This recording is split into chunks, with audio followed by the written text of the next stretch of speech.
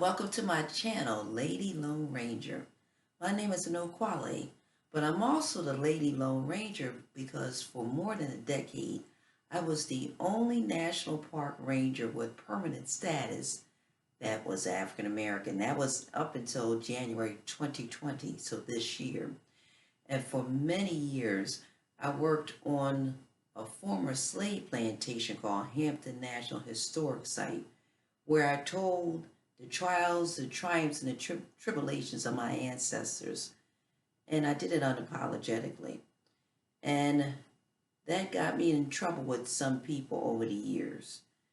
And that is why I'm no longer with the Park Service. But we'll talk about that in later episodes. But let's first talk about my story. I'm not going to bore you for too long. My name is Anokwale, but I wasn't born with that name. For many years, through childhood, if you know, and I know most of you know, of Michael from Good Times, that was me. I was always the one putting our story, that person of African descent in America's story, out front, and I was always just so proud of who and what I was. But the more and more I learned about our history that the people of African descent in the Americas, the angrier I got. And I had friends from all over the world, good friends. And I would find myself being envious when I would hear them speak in different languages and they had cultures that they knew that was theirs. And envy, and not in a negative way, but in a lightning way. And I just found myself not even liking my name that was given to me. My name, my birth name was fine. It's a pretty name, but I never felt like my name. So I met people over the years, two people as a matter of fact, who said that they can look at African Americans and tell what part of the continent they were from. Both people told me they could not tell me who or where I was from because I was a mixture, and that's not uncommon. A lot of African Americans are. So my quest of finding out who I am, I joined a Nigerian church for 3 years, hoping that I would feel some type of akin with my Nigerian brothers and sisters, but I did not. I felt more akin with my European brothers and sisters than I did them. So I left that church, and on my journey and prayer and meditation, I said, Most High, I know that I am a mixture, but what is that dominant ethnic group? And what was placed on my spirit was Ghana, people from Ghana. And about a year or so later, I met an Akan priest practicing right here in Baltimore. And she gave me my name because my fantasy was one day to go to Ghana and have a spiritual leader give me my name, but I didn't know when that would take place. So I asked this Akan priest to give me my name, and she took a year to come up with my name. And what she did, she actually translated who and what I am into my name. And she gave me this beautiful naming ceremony on the last day of Kwanzaa. And what I did not tell you is that I'm the president currently of the Griot Circle of Maryland, which is a chapter of the National Association of Black Storytellers. So my true telling name is, my storytelling name actually is Truth. So that's what Anokwale means, and that's my name.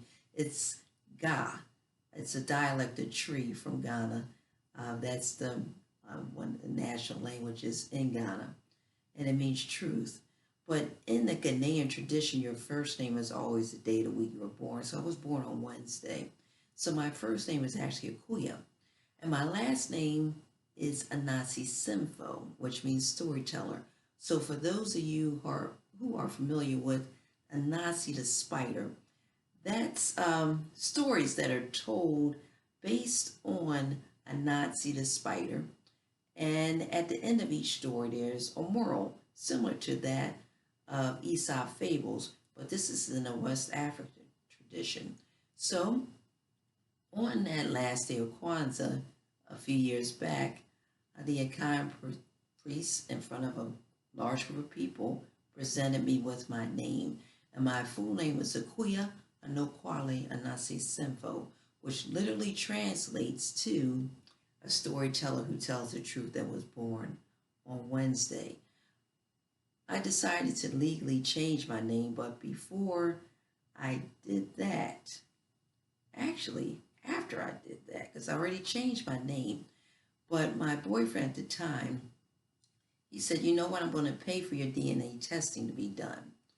And keep in mind, I already changed my name. So I got my DNA testing done. And the test came back and it just actually confirmed what I knew intuitively.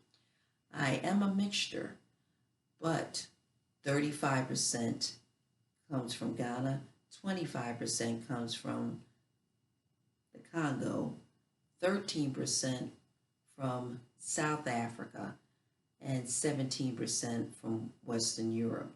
Now, full disclosure, Ancestry.com has updated their database, and they have totally changed that. So now they're saying that I am 35% Nigerian, and that was never even in the original equation. And then I'm only 3% Ghana and 25% Congo and Western European, as the percentages goes down from there. So since they drastically changed it, I have decided to go to Ancestry, or actually AfricanAncestry.com. They specialize in finding not only what geographical areas your people came from, because all those areas I just mentioned are vast. So there are hundreds of ethnic groups just within each one of those regions. So I actually want to pinpoint what ethnic groups I'm from, because I know it's multitude, but I want to know the majority. So I sent this off last week, and I will share with you what those results are. So once they give me my final results, then I'll claim that, because now I'm not so sure about what Ancestry.com told me this last time. I just know what I feel in my heart and my spirit, and I have a connection with Ghana. So let's get back to what we'll be talking about in the upcoming episodes of my channel. I am a trained historian and adjunct professor, and as I told you before, for years I was a national park ranger on a former slave plantation.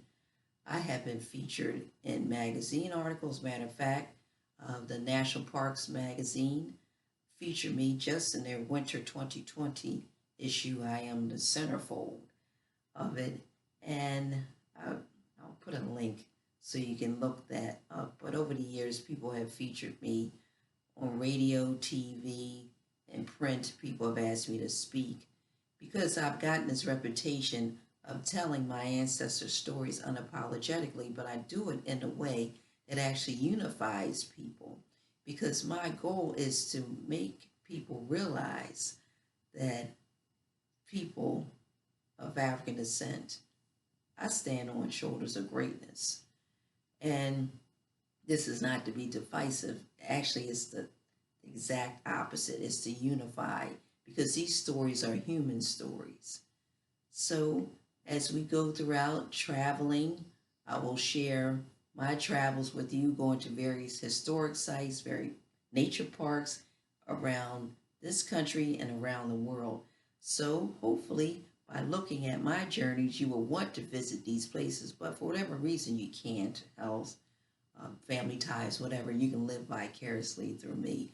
We'll talk about history. We'll talk about current events. And you cannot talk about one without talking about the other one. So I just look forward to sharing these experiences with you. And like I was doing for so many years for the National Park Service, and just being asked to speak throughout this nation. Talk to you soon. I love you, but the Most High, she loves you the most. There's not a doggone thing you can do about it. Peace, prosperity, and purpose.